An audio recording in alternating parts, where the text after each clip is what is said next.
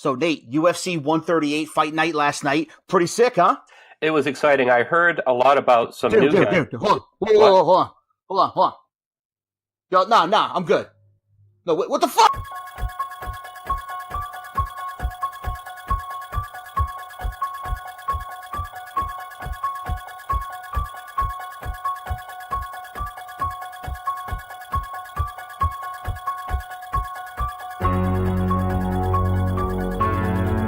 Welcome to the Trading Blows Halloween Horror Special. That's Rich, and that's Nate. And they're Trading Blows. Happy Halloween to everybody, guys. It's our Halloween horror special, and we're going to bring you this week, 138 Fight Night reactions. Quick news, what's going on, some big things happened even as of last night. 2:30, Madison Square Garden next week. We're going to give our predictions on it. And of course, we're going to talk about the most feared fighters in MMA history. I can't wait. It's going to be awesome. So yeah, UFC 138, UFC Fight Night 138, Nate. The Young Guns, dude. They showed up, buddy. They showed up, the Young Guns. It was exciting. There are some names that I heard before the card to look for, and those guys showed up. It was exciting. They're awesome. Don Madge with the viral head kick KO straight out of Crow Cop. We'll be talking about him later. You know what I mean? But he uncorked one. It was amazing. I thought it was like Pete Williams versus Mark Coleman all over again. It looked just like it, dude. It was a good one. And also the gentleman, Andre Sukata. He was awesome. This guy, dude, he looked really slick. And I tell you right now, that would have been a hellacious. First of all, props to Jonathan Martinez, regardless. Tough dude taking spinning elbows to the face and craziness. Great body shot Sukata had. And the ref really screwed him, though, Nate. This should have been a first-round finish in a great fashion. And the ref totally screwed him. Well, the ref screwed up a few times. There are a few things that happened in that fight that I just don't understand at all. Like, there was one time, well, he stopped it in the first round for what he thought was a low blow, whereas, I mean, he's just kneeing him in the lower ab. I don't see what's going on here. And, Martinez... It was more like a hip. I can't blame Martinez. I mean, like, he's gonna get 3 minutes to rest. I mean, I'm not one for trying to fake anything, but the ref says you have a few minutes to rest. Hey, I would take that. But that happened a few times. Well, there's one time where he kneed him and he goes, well, wait, it's not illegal, but how much time do you need to rest? What's going on with that? That was the worst. What's going on with that? That first time, bro, like you were said, that was more like in the hip, and the kid winced, so like it was really close, and then replay showed it wasn't. But at that point, you already stopped the action. The second time, when Sukata is basically giving him the Tekken 5 20-hit combo on his body and head, if the fight's about to be over, and he's like, oh, wait, hold on, guys. Hang on a second. That's not illegal. How much time do you need to recover? What's wrong with this guy? What? What's wrong with him? Either you're stopping the action or you're not. He looked at him like I think the ref kind of realized once he already stopped it, like, oh shit, I fucked up. But at that point, you got to give him the time. You got to set it up. But that ruined everything. That turned, a first round TKO into a 3-round decision. Because I think Sukata basically blew his top and was kind of on like fumes the rest of the time. I think he emptied it on the dude in the first round. Well, I think he was also a little mentally drained after that because there's also that feeling of like, what do I need to do to finish this fight? Like, what am I doing wrong? I'm not doing anything wrong, but I still can't get it going here with this guy. So something that made me think about is like, Rich, that I used to umpire college baseball, and like once you start screwing up as a referee or an official, it's really, really hard to get your head back. And I think that ref, with his lack of experience, screwed up a couple times and really had a hard time getting it back together. Like, I think in the second round, I think those were manifested from the first round mistakes that ref made. Yeah, you get in your own head, basically, right? Absolutely. You're second-guessing yourself, but you don't have time to second-guess yourself, and you need to act in the moment. But then, we said, he split it up, and he asked the guy, how much time do you need to recover? It's not illegal, but how much time do you need to recover? What's wrong with this guy? Horrendous. So moving on, Pat Cummings, tried to throw the guy, landed on his chest. I'm waiting for Pat Cummins to show up. His mustache showed up. That guy's rocking the serious mustache. So you see that guy's mustache? He's looking like Bronson, like Tom Hardy. Yeah, Bronson. Looking great. Looking just like Bronson. And then Artem Lobov, Michael Johnson. First of all, props to Artem Lobov for telling UFC, don't even bother transferring the money with the 20% when Michael Johnson didn't make weight. And this should have been, instead of Michael Johnson, it should have been that scumbag that sucker punched Connor in the ring. It was supposed to be that dude. And now it's this, and now it ended up being Michael Johnson on short notice. So that's the story behind this fight. Okay, Mike Johnson showed up, got it done. He's going to be real good at 145, dude. I mean, that's better for him. He's a smaller 155er. This is better for him. He looked really good, and he's using his range really well. Lobov was pressing forward the whole time, putting pressure on him. And Lobov had the good game plan here, making him gas out the whole time. And I thought Johnson was going to be kicked by the third round, but he wasn't. Johnson had really good endurance for taking that fight on short notice. He said that he dropped almost 30 pounds in a week before that fight. That's what I'm saying. I mean, props. But one thing I don't understand about Lobov, he initiates the action, but when he's initiating the action, Nate, he's walking in with his freaking head up in the air, with his arms on the ground, but at his waist, he is like elbow range to Michael Johnson with his hands down. He did that all fight. And it's like, dude, what are we doing here? Like, I mean, like, you're not Roy Jones Jr. in his prime. I mean, you're not, you know what I'm saying? Like, what are we doing here? Like, I just didn't like, that's not working, bro. I mean, obviously he lost by decision pretty handily, but I mean, that's not a successful game plan. You know what I'm saying? I'm not really all that impressed with Lobov. I like how he comes in, like you said, he comes in with his hands down, and there's some kind of excitement with that, but I don't think he's a very good fighter. The guy doesn't set up anything. He sets up nothing at all. He goes in there with his hands at his waist, swings for the fences, and that's kind of exciting, I guess. He's not a good fighter. This guy's going to be in Bellator next year, and it's probably a good move for him, because this guy has his cult following on social media that's just ridiculous. We know what that is. We all know that this is all linked to Khabib and Conor, of course. Yeah, the Conor Khabib story revolves around Lobov, obviously. Over in Bellator, he can have his own sponsorship, and there are a lot of idiots out there who are going to buy his stuff. So I can see him over there, because this guy, I think he has a losing record now. Like, I think he's a below 500 fighter now. I think he's 13-14 now, right? 13-15 and one no contest at some point. He's not going to last long here. He doesn't belong here either. He doesn't belong here. He belongs over in Bellator. He belongs over in ONE. That's where he should be. They should trade Lobov. That's what they should do.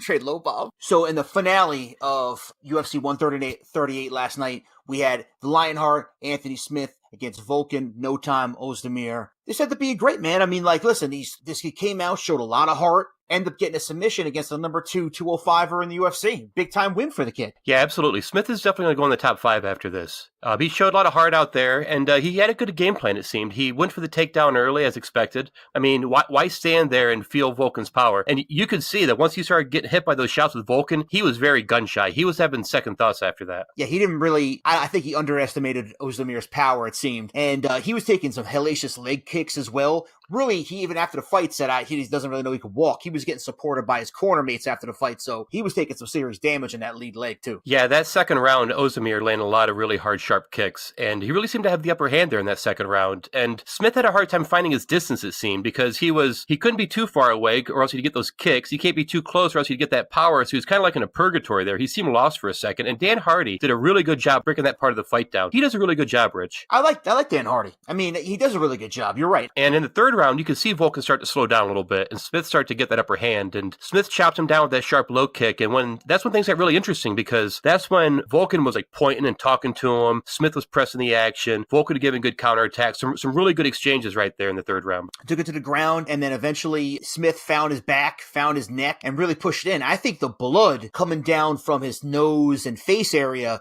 really helped that choke kind of get underneath the chin finally for the finish. He had it tight, and he got it done, man. And yeah, that's a good point. The kid, he retired Rashad Evans, destroyed Shogun Rua, a 2018 Shogun Rua, but Shogun Rua nonetheless. That was a brutal knockout in Shogun Rua too. Now, what's next for the kid? He's not ready for that next step. I mean, once you beat Ozdemir, now we're talking about Gustafsson, Bones Jones, He's not ready for any of that. Does he stay at 205? Does he go back down to 185? He's going to be a top 10 guy now, man. Top 10. Yeah, for sure. And Ozdemir, when Smith had his back, Ozdemir didn't seem concerned at all about the rear naked choke. I liked his composure, but it seemed like he was the only one who wasn't worried about it. He wasn't fighting the hands early enough. It kind of seemed like, I think he felt he was safe, but I really feel like the sweat and the blood really helped get that thing around the neck, and then he was in trouble. Once he switched the hands and he pushed it in, that was a bad one. You could see his face at that point. Well, it looked like No Time didn't have enough time to learn how to defend from his back, is what it seemed like. And hopefully he has more time next time, and maybe he'll have enough time to find a better nickname, because No Time as a nickname sucks. It's one of the worst nicknames in MMA. Getting into some of the news, we had some big time breaking news, even as of this weekend. Frankie Edgar is out of his UFC Fight Night 25th anniversary show on the 10th. He's not fighting Korean Zombie now. Yair Rodriguez is now in against Korean Zombie. GSP is now interested in fighting Khabib. You didn't hear about that before, but now you do, of course, because he's got the belt. Yeah, and Dana said not so fast on that. Dana said GSP has to fight a top contender before getting Khabib. And I think Dana's making the right move there because Tony deserves it. Tony has a good chance to win the fight. And I don't think we'll see Conor versus GSP right away either because Conor needs to win his next fight. And I don't think he's going to beat GSP. I think Conor has to fight someone he's going to win. And I think it's going to be Showtime or Gaethje or someone that he at least has a pretty good shot at winning. Kevin Lee. But Lee's going to fight Iaquinta, so I think that takes us to our next story with the Liddell Tito fight. This does not look good to me, Rich, at all. Did you see that video with Chuck Liddell when he was trying to have that interview and he couldn't even finish a sentence? Did you see that? And looking back, I had a lot of time to reflect on 8 years to reflect on my career and some of the choices I made in the past, and they weren't always the best. And you got caught. I lived life in the moment. I was never accused of not living my life. I had a great life and I had a lot of fun, but anyway,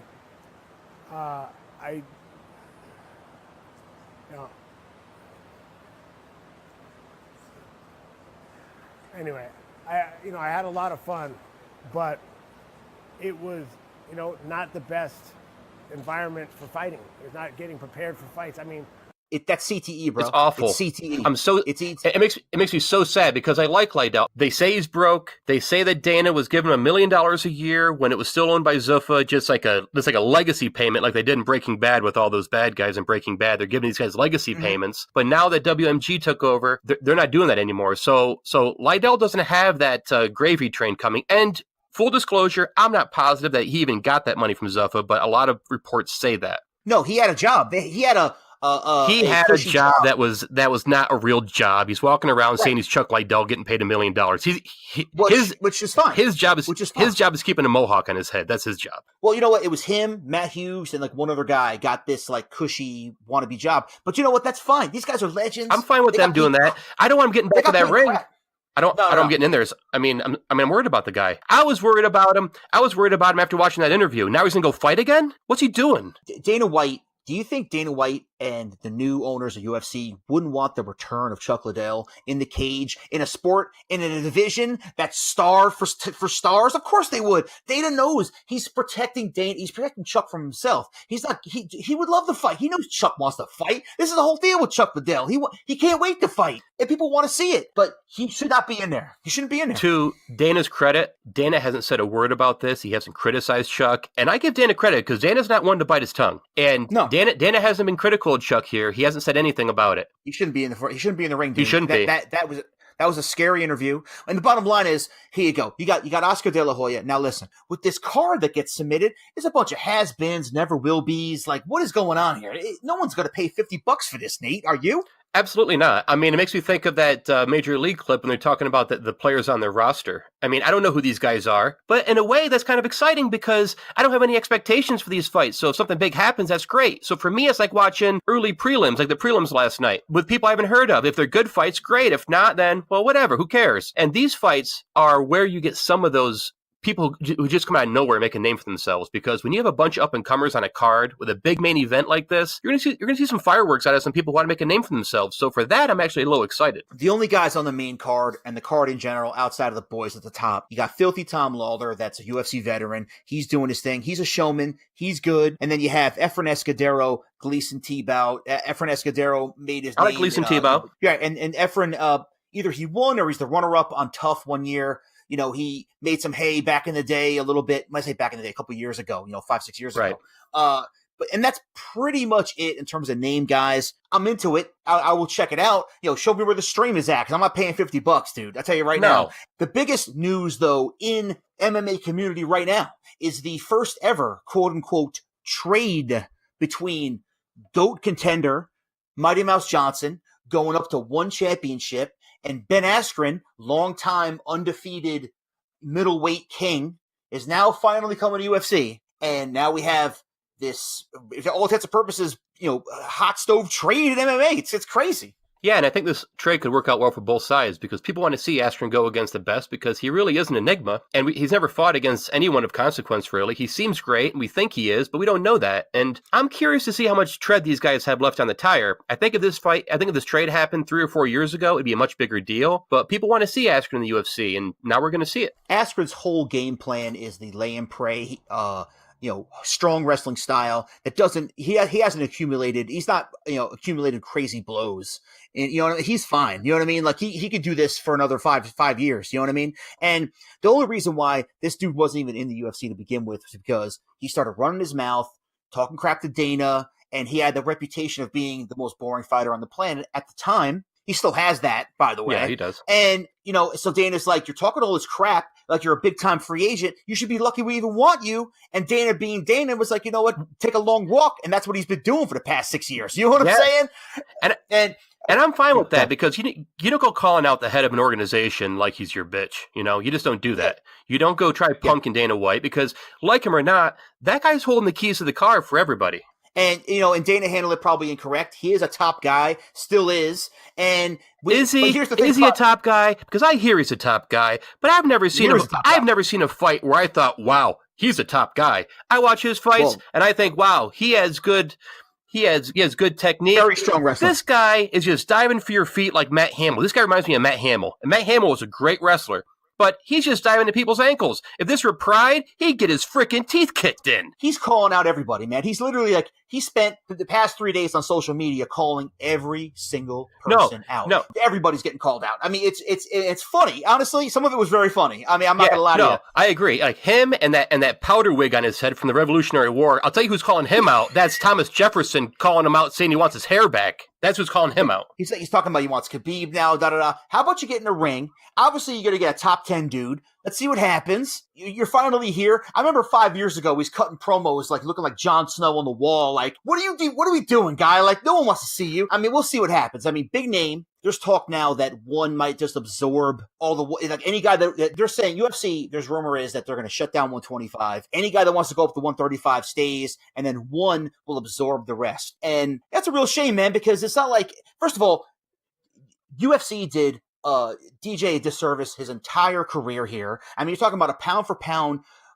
contender. He holds the records for most title defenses, 125. I mean, this guy's done everything. He's belly to back suplexing guys into arm bars, and you can't promote this guy? Like what? Because he's a classy dude. Like I mean, what? I never understood the disconnect here. To me, he was an exciting fighter. Yeah, but to me, I mean, yeah, he absolutely is. But to me, he's kind of run its course. And also, they say that Matt Hume is one of the VPs over at One, so that has a lot to do with this because his coach runs One. His coach can line up cans for him to knock down the rest of his life. So he's kind of like a star racehorse going out to stud. It seems like he's just going out to beat up cans. He's going to make money. He's going to live the life overseas. He's already made his hay in the UFC. Do I want him to see him come back? Absolutely, I love to see him come back, but I don't see it happening now, obviously. So anyway, it's Halloween. We wanted to do something fun. We wanted to really talk about, when you look at Halloween horror movies, you got Chucky, you got Freddy, you got Jason, you got the Michael Myers, the pantheon, Leatherface. You got the pantheon of feared guys, the guys, right? And we got that here in MMA too, buddy. We got that here in mixed martial arts. We got some scary individuals that, and for my money, are even more scary because that's real life situation with these guys. You know what I mean? Absolutely. There's a couple guys out there that obviously are your Mount Rushmore, so to speak, of feared, scary fighters. But there's a couple others come to mind for me. I picture Bob Sapp as a guy that his bark was way more than his bite, obviously. I mean, I think he's lost every single fight he's ever been in. But Bob Sapp's a scary looking dude, man. Scary looking dude. And he's parlayed that to some acting gigs as well. Absolutely. Bob Sapp, when he first came on the scene, was this larger than life Brock Lesnar type person in Pride. And I remember in I don't know when it was, 2001, 2002, when 2002. When Nogueira beat him was one of the biggest things in the sport up until that time. Because people didn't think Nogueira had a chance. In the very beginning of that fight, Nogueira ran up and Bob Sapp power bombed him. And I remember watching this fight with a bunch of people that I didn't know that I was in a band with at the time. These guys didn't really know the sport at the time. And they're like, there's no way that little guy's going to beat him. And he did, he submitted him. But, like another one, as far as those big scary guys, I got to say Brock Lesnar. Brock Lesnar is... He's like a cartoon character. Dude, but Brock Lesnar, you got to make special gloves for Brock Lesnar. You know what I mean? That's how big this man's hands was. And I'll tell you what the scariest part is that unbelievably horrible tattoo. We talk about tattoos. That tattoo on his neck, he had a great idea with that, with the sword on his neck or whatever. But I'd hide for the hills if I was a tattoo artist after putting that together. I mean, looks like a big dick on his chest. I mean, it looks horrible. I mean, like, it makes him even scary. I actually like that tattoo, but Couture talks about when Lesnar was throwing his fists, he said like these things are like lunchboxes coming at your head. Like like you can like move and like when you dodge a punch from most people, you're still getting half of his fist because his hands are so big. Well, Couture got knocked out by a glancing blow with an illegal punch. Wait, with an illegal punch. Be clear about that. It was illegal, but it was kind of glancing too. It wasn't even a full on shot. It was more like these ham hocks coming at your head and took him out. But they didn't care about the illegal punch. I mean, like, Dana was jumping over the cage to give Brock the belt. No, he couldn't wait. I mean, yeah, we all know about that situation. But yeah, he blew back Herring like a unblockable in Tekken. I mean, do you remember when, like, after he beat Herring, he was, like, pointing at him and laughing in his face? Like, man, I hated Lesnar for that. Dude, when he beat Frank Mir, props to Frank Mir. Right, when he beat him, when he beat him on that second time, at UFC 100, I believe it was 100, and he takes him out, and then they got the close-up of his face, and he, like, charges at the cage with just his face, and he's drooling and all this. I mean, that is talk about scary. That's not the kind of dude you want to be seeing at all, with his big eyes on his back and everything else, looking like a demon, bro, looking like a hell demon from Doom or something. You know then after the fight, he was still talking trash. Frank Mir had a horseshoe up his ass. I told him that a year ago. I pulled that sumbitch out, and I beat him over the head with it! Woo! Yeah, I mean, he had tried to create a little heat with that. But all I know is... Yeah, but this was after the fight. After you heard he beat him, he's still talking to him. I mean, like, who does that? I mean, who's he think he is, Khabib? Before we get to the major hitters, you know what I mean? A couple of guys I wanted to talk about. Alexander Emelianenko, Fedor's brother, he has that prison tat of like a reaper holding a baby or something. I don't know what, I mean, that story in general has got to be a horror show. I don't know what's going on with that guy. Alexander Emelianenko was someone who was really overlooked because he's Fedor's brother, but Alexander Emelianenko was a game competitor. He was a good fighter, and he went in there and he threw the dukes. He had some really sketchy personal life stuff going on where he did some time. I think they said he had a disease. He had hepatitis C or something like that, or maybe, I'm not sure what it was. And I shouldn't speculate on a disease as this guy has, but if you look it up, there was some sketchy stuff going on with this guy. Yeah, yes. Clearly, he was definitely the black sheep of that family and had some success in the ring. Legitimately scary dude. Like, I mean, he was a big guy, way bigger than Fedor. I mean, like, really tall. His fight with Mirko Krokop was a really good one where he was going in there just throwing the dukes. This one, Krokop was as scary as he ever was. And you knew something was going to happen. And Alex didn't care. He went in there throwing the dukes. He was swinging for the fences, and then he got kicked in the face, and it was over. But, dude. Like, another one was Rumble Johnson when he was at his best, when he was like just totally like, bursting at the seams, ready to frickin' knock your teeth out, just juiced out of his mind. Like, he's got to be juiced out of his mind. I mean, this guy looks like he's ready to rip babies' heads off. Dude, he didn't know his own power. Like, he touched you with a punch. It was a wrap. I mean, Rumble Johnson's whole career is a potential that was never realized with that guy. I mean, that guy had all the tools and the body and the skill set to. He could have been everything. You know what I mean? Like, I don't know what, there's something there. I don't know. Now he's making a bunch of money selling weed in Canada. I don't know. Well, the moment for me with DC was when he beat Rumble Johnson. That's when I was like, wow, he's really good because he totally dominated Johnson. And I thought Johnson had a good chance in that fight against DC, but he wasn't even in that fight at all. Yeah. He wasn't even close in that fight. He had a guy that was fighting 170. And then he comes back looking like Bruce Banner on Gamma Rays. I mean, I don't know. He's looking like Vitor Belfort. Looking like Vitor Belfort in 1997 with a big V on the back of his neck. Dude, craziness. I mean, you got muscles where you didn't even know they existed. We talked about Brock. I put Brock on that horror Mount Rushmore, so to speak, to talk about my, like a Mike Francesaism. But there's three other guys, Nate. Hey, right? There's three other fighters. I'll say three other fighters that, in my mind, are some of the scariest individuals walking Earth. Period, bar none. You know where to go, Nate. Who do you want to go with first, buddy? Because we all know who they are. I'm going to say Mirko Krokop. The guy is a killing machine. Croatian Special Forces officer, K1 world champion, probably the scariest resume ever in the sport's history. Mirko Krokop has legitimately killed people. Mirko Krokop, anti-terrorist group, Lukto Anti-Terrorist Elite Special Forces Police Unit. This guy is a stone-cold murderer, no shit. for his country. He doesn't care. And he has the air about him like a Bond villain. You know what I mean? Like this is what I do, and I don't care. I mean, it is unbelievable. You know, you're talking about he beat 3 former UFC heavyweight champion. He was a K1 Grand Prix champion, Pride and Rise openweight Grand Prix champions. I mean, this guy storied. Right kick, hospital, left kick, funeral. That's all there is to it, kid. Left kick, funeral, Nate. This guy was undoubtedly the most feared fighter in the sport's history when he was at his peak in 2004, early 2005, basically until he fought Fedor, he was the most feared fighter in the sport. That's really part of what made Fedor this untouchable immortal, because once he went toe-to-toe with Cro Cop, there were no more questions to be answered. I mean, Fedor made it happen against Cro Cop, and Cro Cop's greatness is what made Fedor the greatest of all time. He beat Cro Cop striking, and he beat Nogueira on the ground. Absolutely. I mean, that's all you need to know about Fedor Emelianenko. With Cro Cop, though, now you think about a guy we're about to get to in the axe murder of Vanderlei Silva. What is the thing about Vanderlei?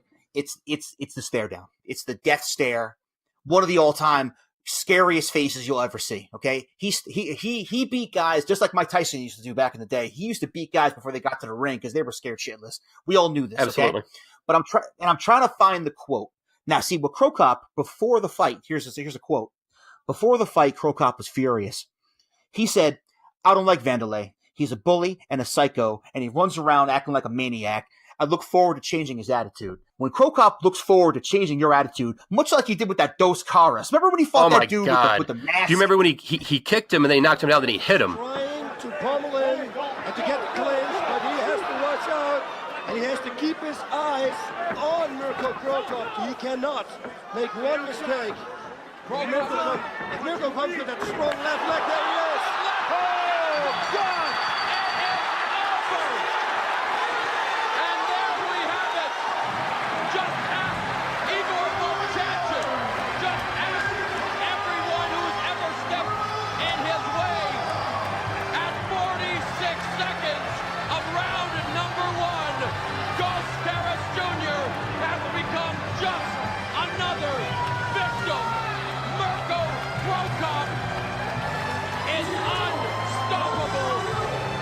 When Cro Cop hit him with the kick and the blood started pouring from his mask, he had the look of utter disgust on his face. Like, Cro Cop looked at him like, this piece of crap has no business being here with me. I just showed you why. I almost killed this guy. And he almost did me. Yeah. He almost did.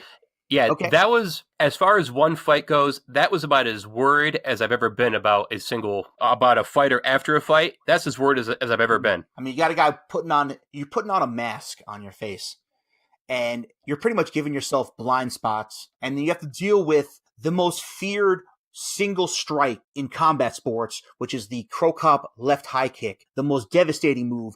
If you're talking about one move, okay, you want to get the special move, it's the left high kick. Devastation, okay? You're making it easier for the guy to hit it, and you have no business being in there to begin with. I mean, I give the guy props, man. You know what I mean? Like, I don't know how much he got paid for that, but it wasn't enough. Well, this was also a time when, in Pride, people were still showcasing their skills. This guy comes in to showcase Mexican wrestling, for Pete's sakes. He gets his freaking head kicked off.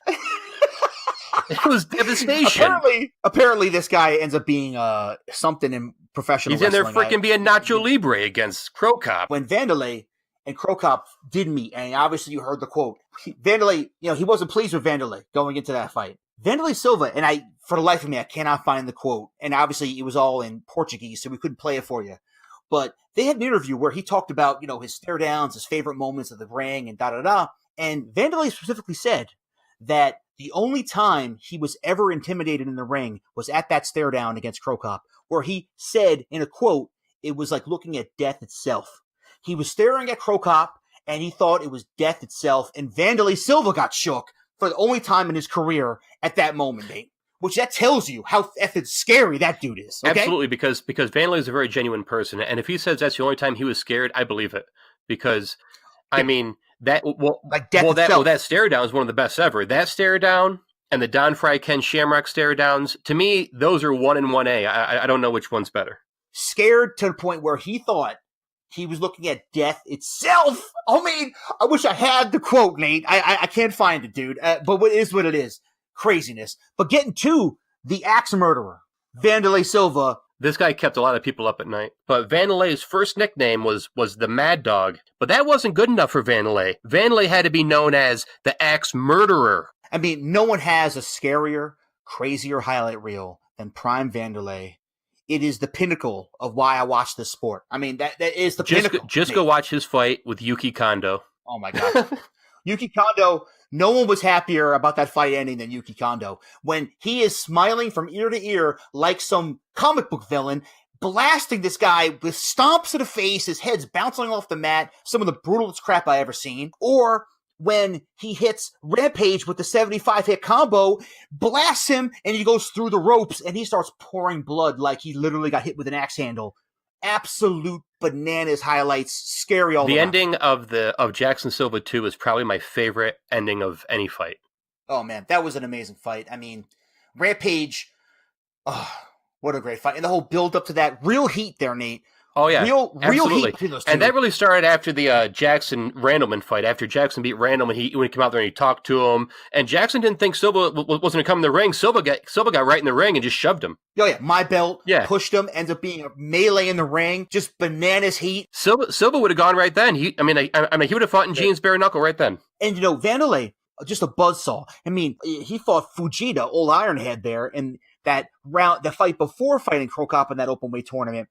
Why do you call Fujita Ironhead? Clearly, the guy has one of the most legendary chins in the sport, and he took ridiculous amounts of soccer kicks to the face, 15 hitters, the crazy hooks all over the place. He was and Fujita finally had enough and fell over, and you didn't see a crazy injury there, but just how scary this man was. Just a nonstop pace of. You got the hooks into the clinch, into the body blows, into the knees, and then right into stomps and kicks. You had a brutal guy with a brutal rule set, and it was a match made in heaven with that. Match made in heaven. My favorite Vanderlei fight was when he fought Mark Hunt at Shockwave 2004. And it seemed like Vanderlei didn't have much of a chance in this fight. Didn't really seem like he belonged in the ring with Mark Hunt. But he gave Mark Hunt all he could handle. And he lost the decision, but it was a great fight. I just remember Hunt hitting Silva once, and Silva went off his feet and flew into the ropes, like he got tangled in the ropes. Like it was like a cartoon. It was like Hunt hits him and he goes flying away, and Silva comes back and he's just swinging dukes. Like, he has no fear of him whatsoever, where most people really feared Hunt because Hunt had really good hands. And speaking of Ironhead, I mean Mark Hunt, you could hit that guy in the head with a baseball bat and he's going to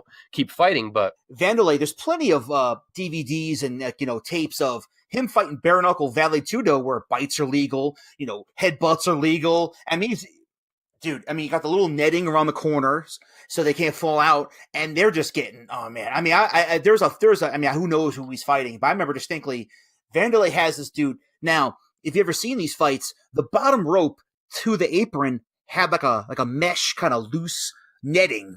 And I don't know what that was really for. I was supposed to stop dudes, but didn't really. But what ended up happening, at least one time I was fighting Vanderlei fights, he put the guy's head into that rope, into that netting, where the net was just all over the guy's face.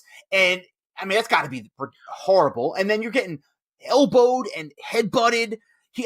Silva had him by the neck, headbutting his face, and his face was covered with the netting. I mean, oh my God. Also, that's the world that Silva came from. Do you remember that video that guy from college gave us called Bloody Manos, and then it showed, Bloody Manaus, and then it showed these guys fighting in what looked like just a high school gymnasium in a ring, and like you said, there was biting, eye gouging, and all of that wasn't a fringe thing. It was just what people did. So this is the world that Silva came up in. If you come out of that world and then you dominate, you become the best in the world. I mean, what does it say about you when you come from nothing, when you come from the most dangerous type of fighting that there is, and then you go on to take over the world? I mean, that's Vanderlei Silva's career. So our Mount Rushmore: Brock Lesnar, Mirko Cro Cop, Vanderlei Silva, and in my mind, the scariest individual walking the earth. And we mean this in a good way. In a good way.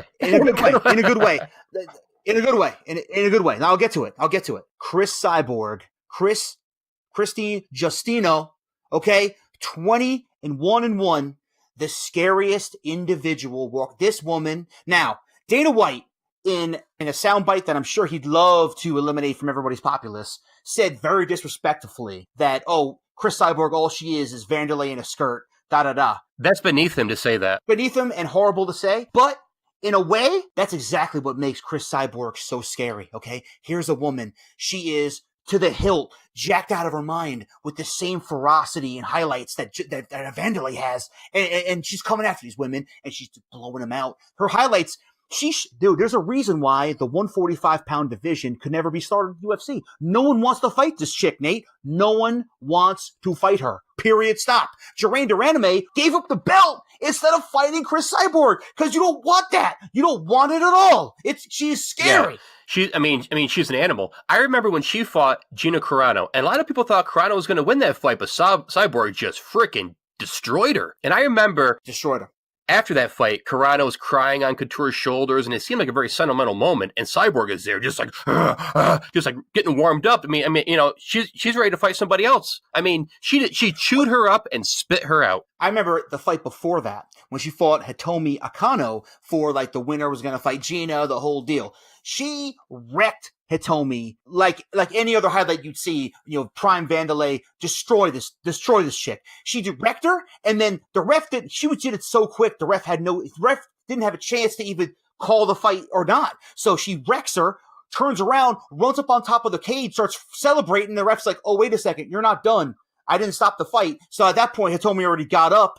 So then Cyborg's like, okay, gets off the mat, wrecks her again. Yeah. So beat her twice. It's awesome. And you know, when you see interviews with Chris Cyborg, she's a lovely lady. She's very nice. She's very polite, very respectful and professional. She was married to Evangelista Santos for a long time. They got divorced, I think, like 2011, 2012. But you know, I mean, she is a wonderfully nice person, just like a lot of these fighters. You know, we get inside that cage, you get in their world. You don't want to be in her world. And by all intents and purposes, Chris Cyborg, from everywhere I've heard, is an absolute sweetheart. You know what I mean? An absolute sweetheart of a woman. So it's her ferocity in the cage is what I'm talking about. Not necessarily her, but an absolute sweetheart. I remember when that Angelina Mangana, I mean, no one even knows about her. The only reason why they know about her is because she talked crap to Chris Cyborg. She made the mistake of comparing a picture of her next to the Saw like marionette doll guy. She's like, who wore it better? And it was a picture of Justine Cyborg and this like doll. My gosh. And meanwhile, right. And meanwhile, that picture that she was saying who wore it better, there's Cyborg at a children's hospital with kids. She's working at a cancer ward with kids, and it's a picture of her like smiling with the children, mocking her. Being very sweet. She's mocking her while she's trying to help children. She's mocking her. So later at the Performance Institute, they're showing off the new digs. Here's the Performance Institute. So here we go. They're both there, and Cyborg goes right after Angelina, and she wants no part of it. Angelina's looking for the door. She's looking for suing people now and this and that. And the part that made me laugh hysterical was, first of all, every fighter and everybody in the world was like, yo, don't talk shit and don't expect not to get checked out. And especially, you're going to talk shit to this girl? You don't want any part of that. You don't want any part of it, okay? And you're going to insult her when she's working with sick kids? I mean, you got balls, honey. She has no shame. She has no shame to do something like that. That is absolutely despicable to mock someone who's there helping sick kids. I mean, give me a break. Horrendous. And she got what she deserved. I mean, she was disrespected. No one's heard of this chick since then. But the funny part was if you see the video, she's like in Angelina's face. Now she's around all these fighters. These fighters are trying to break it up. Chris Weidman tries to get in between them, and Christine points right in Chris's face, like, don't you effing touch me. And he was like, whoa, like, I'm all good. Like, I don't want no part of that. Like, of course you don't. Of course you don't. No one wants it. No one wants it. You know what I mean? The trading blows Mount Rushmore of scary fighters. We have Brock Lesnar, Mirko Cro Cop, Vanderlei Silva, Chris Cyborg, and that'll go up. You want to go toe to toe with Jason, Freddie, any of those dudes, Leatherface. My money's on those guys. My money's on those guys, Nick. well, yeah. I mean, these are people who, I mean, like you said, I mean, these are real people. I mean, these people go out there and they beat people up for a living. Happy Halloween to all out there. Be safe. But next week, though, Nate. Next week, November 3rd, Madison Square Garden. The dust is finally settled. You know, fights on, fights off. Who's on, who's out. We finally have a main card. We have a situation here. So let's talk about it, man. UFC 230. The main card, let's give our predictions, buddy. I'm very much looking forward to the Derek Brunson Israel Adesanya fight. That'd Israel, be good. he's a up and coming guy. He's a very big prospect, and this is a big step up in competition for him, Nate. Absolutely, and it should be exciting. It's a big opportunity for both these guys. I mean, it's a big step up in competition, but it's also a good opportunity to make something of yourself. Israel's 14-0, 3-0 in the UFC, and he's had 2 performance of the nights in his career with the UFC so far. So he is really making hay. He's 75-5 in kickboxing, so he has a strong kickboxing pedigree. He's a big time dude in that realm, and now he's stepping up against Derek Brunson, a veteran. He's been in there with high level competition, and he has varying levels of success. Silva, Machida, Uriah Hall, Whitaker. He's been in there with top dudes. He's only 34 years old. Strong wrestling. How do you think this is going to go, Nate? How do you think this one's going to shake out? I could see this one. I don't think it'll go the distance. I think it is going to be a finish. I do think Brunson's going to finish it, and I think it's going to be a second round TKO. Second round?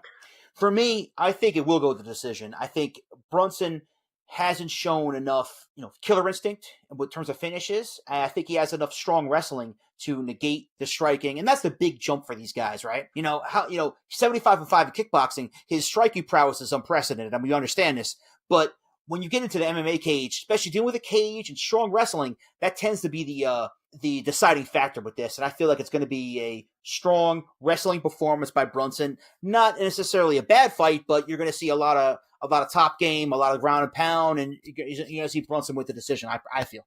Moving on to a fight that really shouldn't be here. I think in terms of the main card, we got but everything moved around with with the Diaz and the Poirier and all this other stuff. So we have Carl Robinson against Jack Marshman at middleweight. Every single one of these fights, Nate, outside of the heavyweight main event, are all 185 fights, which I think is unique. That is unique, and I think part of that might be if someone has an injury, they can swap them out. I mean, they've been doing that a lot lately, but by having the 2 main fights be the same weight class so they can swap them out if someone gets an injury. So I like this move by the UFC. That way it's easier to mix and match if they have to. Carl Robinson is also another kickboxer. He fought for Glory World Series, a great organization. And he's coming off 2017 Contender Series knockout where he got his contract. And he's 6-1 right now, 2-1 in the UFC. He's fighting a Marshman, and who, by the way, is the first Welsh fighter to be signed by the UFC. And his biggest moment came against Thiago Santos, where he KO'd by spinning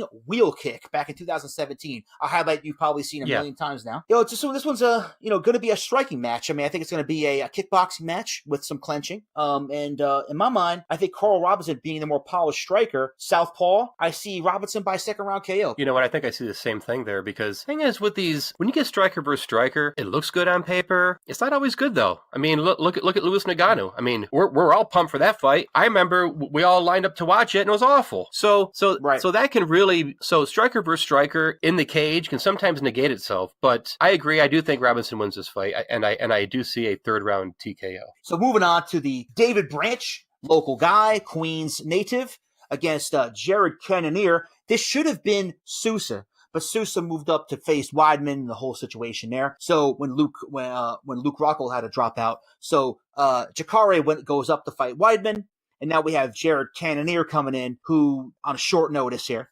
David Branch is a former champ of the World Series of Fighting. He was a 185 and 205 champion consecutively. He trains out of Renzo Gracie's camp in New York. Very well-rounded fighter, David Branch. Very well-rounded. He is a very well-rounded fighter, and he has a great trainer in Renzo Gracie, and I think he's going to win this fight. I think it's going to be a decision. I think he's going to win it, probably unanimous decision. Cannonier, he's on a 2-fight loss streak, and I think this is a good move by Cannonier because you take a fight on short notice against a guy like Branch, win or lose, you're looking good. So, 3 losses is hard to come back from in the UFC. You tend to get cut if you're at the level Cannonier is at with 3 losses. But to come in on short notice, I think that puts you on good standing with the brass upstate, I think. And I think it's going to be good for him in that way. Bad for him in the fight. I think Branch, it's a hometown party for him. He's in Madison Square Garden. Hometown party. I think he first round KOs a dude. I think he's going to showcase some striking. I think he's going to get it done. Yeah, I do feel sorry for the kid because his back is against the wall and he's taking it on short notice. I hope that Dana gives him a chance after this because I think he's going to lose, and I hope he's not done after it. Move on to the co-main event, and you know what? Personally, I think this is a better matchup than what it would have been. I mean, Luke Rockhold against Weidman, I would want to see the rematch anyway. But then you have Weidman against Jacare Sousa, a great matchup at 185. This is a great one, Nate. Yeah, absolutely. And I mean, Weidman, I'm sure he's been training like an animal for Rockhold, and he's had enough time to change game plans, so I don't see him missing much of a beat in his preparation here. And we don't know. Hometown too, Long Island guy, Matt Serra, Longo, and the boys out there. They're doing a good job. Yeah, and like I'm sure that they're both in really good shape. I mean, like Jacare is getting ready for a fight as well, but I see a unanimous decision coming here for Weidman. He's not going to take any chances here. He needs this win, and I think he's going to get it. I just hope that he doesn't have a disgraceful disaster like last time when he tried to fake that injury and steal a win from Mousasi. That is absolutely disgusting. Poor refereeing does not constitute stealing any kind of wins, buddy. Whoa, wait a minute. This guy faked an injury in front of his hometown crowd in the world's most famous arena. This guy put his hands down, which I think is a punk move, by the way. I've never seen Vanderlei Silva put his hands down to avoid a knee to the head. I've never seen that. But Mousasi lifted him at the same time, and Meathead Miragliotta screwed this up. That's but wait a minute. Exactly it, Nate. Now you got it, buddy. Now you understand. Now you got it. Yeah. But wait a minute. But wait. But then Weidman is seen holding his head, looking up the replay with bated breath 30 seconds later to see if it was an illegal knee or not. He doesn't have a concussion. Look at him. He has no concussion. But then the doctor comes in and asks him what month it is. He doesn't even know what month it is, Rich. He doesn't know what month it is. Do you know what month it is right now? I do. We all know what month it is. And he wasn't off by 1 month, and this wasn't at the end of the month. It's not like it's, March 30th and you think it's April. He thought it was February when it was April. He lied because he wanted to get an easy win. So here's this guy. He brings out, and this guy's from Baldwin, New York, Rich. I mean, my brother went to Hofstra. I have friends in Malvern. We know exactly where Baldwin, New York is. And when you're a standout wrestler like he is, and he's an awesome fighter. He's a tough guy, and I'm sick of hearing that excuse. Wait, but he's tough. He's tough. I know he is tough, but so what? Doesn't mean he didn't cheat. Doesn't mean he's not a punk. Happened. It doesn't mean no. That's because here's what happened. Then the doctor comes in. He doesn't know what month it is, so we can blame Miragliotta. Miragliotta didn't tell him to say the wrong month. Miragliotta told him take your time and rest. Here's a couple issues here that led into all this. First of all, before I even get into that, embellishment on a perceived foul is not like Weidman wrote the book on it or something. I mean, you saw Roy Nelson do it the other day against Karatanov. Give me a break. You think Roy Nelson's some pussy looking for the door? Absolutely not. Wait. He embellished that too. But he did do that. Roy Nelson got up and fought after that. If that was an illegal strike, he would have won that fight. Because he told the ref, I'm sorry, when you go telling a doctor, I don't know what month it is, you're saying I can't continue. So one of three things happened, Rich. One of three things happened. One, he didn't know what month it was. Two, he really got a concussion and he really was out. Or three, he lied and he cheated. One of those three things happened. There is no fourth option here. So what was it? Did he know what month it was? I'm guessing he did. Well, yes. I'm guessing he did. Did he have a concussion? I don't think so because I saw him holding his hand, looking at the replay 30 seconds after it happened. So what did he do? He lied. He lied to steal a win in front of his hometown crowd. This guy brings out all of his family, his coaches, everybody he knows, because when you're a wrestler, headlining a show at Madison Square Garden is as big as it can get. This is like winning Game 7 of the World Series in Yankee Stadium. But what does he do? He goes out there and he cheats in front of his family, cheats in front of his hometown crowd. I can't get behind a guy like that. He cheated. What I'm saying cannot be disputed. If you let me talk, I'll dispute it all you want. But here's how it went down. He told the doctor he didn't know what month it was. He told the doctor he didn't know what month it was. But that's all that matters. That's all that matters here. Let me tell you exactly how it went down instead of talking about how he didn't know what month it was for 75 times. Here's how it went down. First of all, New York decided in their New York State Athletic Commission did not adopt the new rules for the knees, a problem that continues to this day with certain, venues not having certain rules and this and that. So logistically, it's all fucked up. And then you throw a guy like Dan Miragliotta in the mix who never knows what the fuck is going on. He never knows what the hell is going on, first of all. Okay. Then you have a situation where was it illegal? Was it legal? Can we use replay? Can we not? What should have happened here is let Mousasi get the finish and it was over. That was that. It was a finish there for Mousasi. Sure. That's how it should have went down. Miragliotta stopped the fight. Didn't know if the second knee was legal or not. Oh, hold on, Weidman. You can rest for as much as you want. Let me see if I can even use the replay. He doesn't even know if he can use the replay or not. The whole crowd. You ruined the whole momentum of the fight going into it. It should have been a finish from Mousasi, or at least a crazy exchange where it goes down, da-da-da-da. Miragliotta needs to do his fucking homework and know what time it is and make a call. It's like the situation with the kid, with Sukata yesterday, when the guy stopped the fight. If Sukata lost that fight because this guy decided he may or may not want to stop it because of a low blow, I don't know what's going on, it's a disservice to both fighters and a total bullshit situation. This thing here, when he laid down, I have a hard time believing that Chris Weidman, for what he's done and what he's in his career and how he's acted like, is looking for an easy way out. I don't think this guy's looking for an easy way out ever. You don't think he put his hands down on purpose? Everybody plays that game. You think that was just an accident? It's just an accident. Oh, look where my hands are. My hands are on the mat all of a sudden. That's everybody intentional. Everybody plays that game, Nate. Is this new to you? Vanderlei Silva plays that game. Couture plays that game. Dude, Fedor? Everybody plays that game. I can name 50 fighters who would never do that. I can name 100 guys that do. It happens all the time. Not at his stature.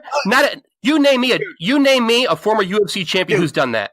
Name me one UFC champion who's done that.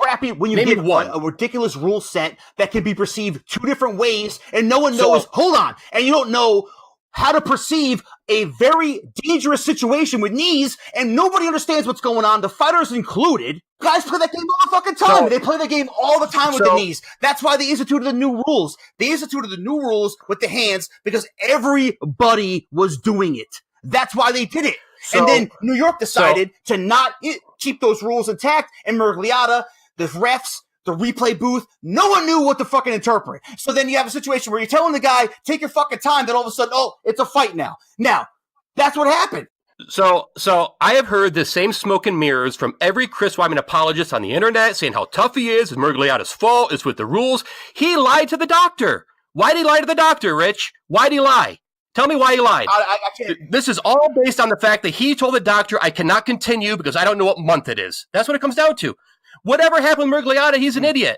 But Miragliotta didn't make him lie. He lied to the doctor. That's it. That's the end of the story. He cheated. That's it. What is there not to talk about? That's a fact. It's a fact he said that. And the fact that he said that, it's a fact that he cheated. He tried getting out of the fight. He tried stealing the win, and he lost. Maybe he got 3 Mousasi prime knees to the face, and he wasn't all there. You consider that? No. I already addressed that because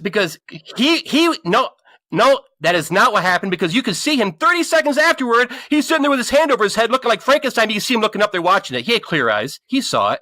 He cheated. He saw it just fine. One of 3 things happened. Either he got knocked out by Mousasi, he didn't know what month it was, or he cheated. I think this is an indictment more on the rule set and the refs and everything else than anything a theory that Nate has about Chris Weidman. It's not a theory. It's a fact. He lied to the doctor. He lied to the doctor, and that is not in dispute. Well, they should have had a rematch. It was supposed to be up for debate. No, he doesn't deserve a rematch. He cheated. He doesn't deserve a rematch. So Weidman's career's done? He doesn't deserve to fight in Madison Square Garden again. So Chris Weidman's done? We should just not... He shouldn't fight anymore. He doesn't deserve a rematch with Mousasi after he cheated. Shouldn't be on a co-main event, UFC 230 next week. Shouldn't be on that. Is he a great fighter? Yes. Is he a tough fighter? Yes. Is he a cheater? Yes. He is. It's not my fault. Don't get mad at me. I didn't lie to the doctor for him. He did. I'm just saying, I'm not mad at you at all. I think you're being a little ridiculous, but it's fine. That's what you want. That's what you think. Hey, everything that I have said is a fact and cannot be disputed. I think. Name me one thing. Name one thing I said that is not a fact that can be proven. Said my side of the argument. I think I've made my side of the argument pretty clear here. I don't know about the date situation. In my mind, maybe a guy's clock cleaned. There's the only way to know. Weidman's the only guy that really knows that. Oh my God. You really think he got knocked out? You really think he got knocked out? Give me a break. Give me a break. I think it's not as clear and cut and dry as... Go watch it again. I did. But, the thing is, Weidman is a former champion, beat one of the GOATs ever, and everyone thinks that's a big fluke too. You know what I'm saying? He's a champion. He's a top fighter. Tough guy. I like him. And it's shocking to me that with all of his credentials, kind of lines up with other guys that we like, and you don't like him. I get it. He's a cheater. I don't like people who cheat in front of their hometown crowds. I don't like people who cheat. Doing everything everyone else does, but it's fine. Why don't we? Okay, so the good news is that Big John, who was there, and there's a YouTube clip, because everything that I just said, I just took it from John. don't ever get to this point that we're putting our hands down to the ground. That's only if we'll say you fall to that point. That's the only time I want to see that. Mm-hmm. And we did that in putting that rule in place because we didn't want someone that was hurt falling forward and then have a guy be able to come up and soccer kick or punt him to the face. So the rule has been working beautifully everywhere. Now, it's hard for athletic commission people to understand because it's only how many fights do they do. But I do fights every week, multiple times a week, everywhere, and it's been freaking awesome. We've gotten guys to get away from doing this stupid thing of putting one hand down and thinking they're safe. Mm-hmm. It's changed what they're doing, and that's what we wanted to do. Chris gets in a point where he doesn't understand it the way he needs to understand it, and he puts his fingertips down to the ground. Fingertips do not make you grounded, and in the position that I was at, I couldn't see his one hand, but I could see his hand with his fingertips. And so as soon as Dan called it, I said, that was legal. And then Dan came over, and I told him, I said, Dan, he said, hey, did you see it? And I said, yes, it's legal. What he did was legal. You need to tell Chris that if he stays with what he's doing, he's going to lose this fight by a TKO. Mm-hmm. And, Chris's corner is telling him, Chris, you have time. Chris, stay down. They're milking something for their fighter, and I don't blame them. Okay, and Chris is listening to him. Chris, you take a look at Chris Weidman. Look, Chris is as tough an individual as you're going to get. All right? He is an incredible athlete. He's an incredible fighter, but he's in the midst of this. He knows he got hit, but he has his corner telling him something. What's he going to do? He's going to start following what his corner is saying. And so they bring the ringside physician in, and when the ringside physician talks to Chris, he says, what month is it? And Chris says February. Now, does he do it on purpose, or does he do it because he really doesn't know? He can't say, but right away when they came back and said, hey, that's good, he said, it's April 8th. So you look and you go, all right, he's trying to play a game with it a little bit, we'll say, but he played himself into a loss. And that's what other fighters need to look at, too. I mean, I'm not the in-private eye here. I just heard John say it, and I'm saying what he said. So everything that I said, John said he lied to the doctor.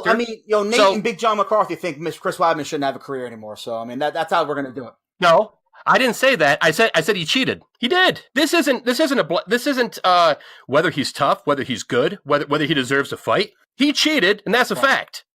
Bottom line is, let's get back to the fight. Chris Weidman, the cheater, the worst fighter ever. How is he going to do against Jakari? How is he going to do? Get choked out? First round choke out? Jakari's going to wreck him? Is that what's going to happen? I already said I think he's going to win. I already said I think Weidman wins the unanimous decision because Weidman can't take any chances. He needs to win. He's going to get the win. He's going to take him down. He's going to beat him up. They're both big-time grapplers. And I think Weidman's going to beat him by TKO in the third round, personally. I think Weidman's a better striker. I think Weidman's got more power. And, if he wanted to play the we're going to negate our wrestling and strike here, I think Weidman's you got to give a nod to Weidman in that capacity. Ray Longo and the guys, I think he's a good striker. And I looked for a TKO referee stoppage in the third, personally.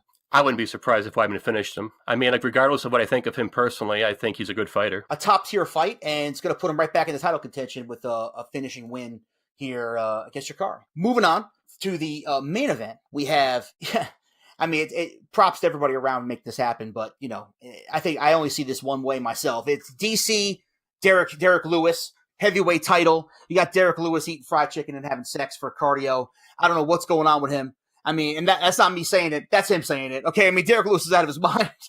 He just fought a 3-round war with the kid, last week, 2 weeks ago. With the crazy knockout. And now he's in there fighting DC. And the only reason why DC took this fight, obviously to save the card and this and that, but you wouldn't see him going up against a Stipe, Curtis Blades or Overeem or any of these big guys. He's going to fight Derek Lewis because he knows he's going to take Derek Lewis down. He's going to take him out real quick. I see a sub-finish first round for no offense to Derek Lewis at all. I think he's a very entertaining fighter, entertaining guy. He's going to be outclassed from Jump Street on this one, Nate. Outclassed. There's no other way to say it. Yeah, this is not going to be a pretty fight. I think this fight is stupid. I wish they had a better fight for DC, but DC's not going to take a risk. He's not going to take a risk, Nate. No, he's not. DC's going to get a hold of his hips, get him down. Lewis won't be able to stop DC in his guard. DC's going to pass him. I can see him getting an arm triangle or a key lock, but I think it'll be probably a first round or a second round TKO. I'm going to give Lewis the benefit of the doubt. I'm going to say a second round TKO. I could see DC kind of dragging it out for the fans a little bit. You know what I'm saying? I could see him gutting it out a little bit. But this is the kind of fight that it has upset written all over it. And I wish I had the guts to call it, but I don't. I mean, he's not going to win this fight, but man, this is those kind of fights. This is one of those fights that DC could go in there and knock him out in the first 2 minutes, and people are going to say, "Oh, well, we need an immediate rematch," and I'm sure DC would get it because we want DC to be the man. I mean, DC's winning this fight. How does Derek Lewis win the fight? By hitting him with that right hand from hell. He's not letting that happen. You know what I'm saying? He's not playing that game whatsoever. He's going to be clinching up and diving for the legs as soon as possible. I mean, DC could pick him up right over his head and put him on the ground. I mean, he's done that against bigger guys, too. He could do all that. I could see him. If this gets into the second round, Derek Lewis is going to be finito. He won't even be able to leave the stool. He's going to be so exhausted. You know what I mean? Yeah. Well, also, like Derek Lewis in his right hand. I mean, we're not talking about Mirko Cro Cop and his kick. I mean, Derek Lewis doesn't have the stand-up skills that these top guys have. It's a hell of a right hand. He's not even close. It's a hell of a right hand. It is, but he doesn't have the stand-up skills to set it up. I mean, he's going to go in there swinging for the fences. I'll disagree. And a guy like DC, he's got some boxing acumen. I mean, he does pretty good. I mean, he's still with Jones. Oh, DC is a decent boxer. Gustafsson, I mean, he has no problem being in the mix and getting in ranges. He has no problem with any of that. But you can't risk, because you know what? If DC happens to experience the biggest upset, one of the biggest upsets ever, and Lewis beats him, he loses out on all those big money fights to end his career. He's got Brock on the table for big money. If that doesn't work out, probably Bones DC 3, big money. You know what I mean? He's got some big money, or a Stipe rematch. I think I'd love to see. And got some big money fights to end his career. He's not going to risk any of that against a fighter that could take him out. He knows what he has to do here. He's going to do it easily. And, props to Derek Lewis to make it happen. But, we'll see on the flip side, kid, because it ain't going to happen tonight. It ain't going to happen. This is about the pinnacle of Derek Lewis's career, in my opinion. I think he'll be fighting some cans after this. He might be out of the UFC in the next couple of years because, I mean, let's just be honest. I mean, he should have lost to Volkov. I mean, he was losing that fight. That was a lucky punch at the end. Nagano did nothing. I mean, it was a nothing fight. Yeah, and Nagano did nothing. He didn't do anything either. But, I mean, he did enough to win, but that's not saying much. I just don't see much on the horizon for Lewis after this, to be honest with you. I think Lewis is going to be fine. I mean, he's a personable enough guy. I think he's going to make something happen. But you're right. I mean, number 2 heavyweight in UFC, that's about as tall as we're going to get with him. I mean, I may be dead wrong, but that's what I think. Well, I think I said a few weeks ago, I'd like to see Lewis be that gatekeeper type of guy that Gary Goodrich was for Pride for a while, He's not going to contend for a title, but you want to be a heavyweight in the UFC? You got to fight guys like Lewis. You got to fight guys like Nagano and whoever. So, happy Halloween to everybody, guys. Oh, everybody listening. Yeah. Happy Halloween. Thank you very much for listening to us. I mean, it's been a great first month for us. I thought it was like 4th of July here for a second with the fireworks we had. It's not, we get passionate about this. There's more where that came from, Rich. There's more where that came from. I mean, this shouldn't be the last time that kind of thing is going to happen. It's whatever. I mean, it's why we're doing what we're doing. You know what I mean? Like, let's be frank. I mean, you and I have had these conversations like this for 20 years, and that's why we do this podcast. We hope you enjoyed the fighter profile. That's something we want to do for you too. Yeah, we'll probably have another one of those coming up probably in a couple months, end of the year probably, because we have a lot coming up the next 7-8 weeks. So probably like early January, maybe do one. Towards the end of the year here, a lot of events are heating up here. We got some big matchups. Being fathers. We have Santa coming and whatnot. So we got some. We're busy, right. But I had a good time making it. I thought it came out great, and I hope you guys enjoyed it, and I hope you guys come along for the ride. Another great one. We'll see you next week for UFC 230. All right, guys. See you next week. Thanks. Like we just heard, check us out on Twitter at TBMMAPod or on Instagram at Trading Blows. You can also find us on Facebook at Trading Blows Podcast. And please rate and subscribe on iTunes or wherever you're listening.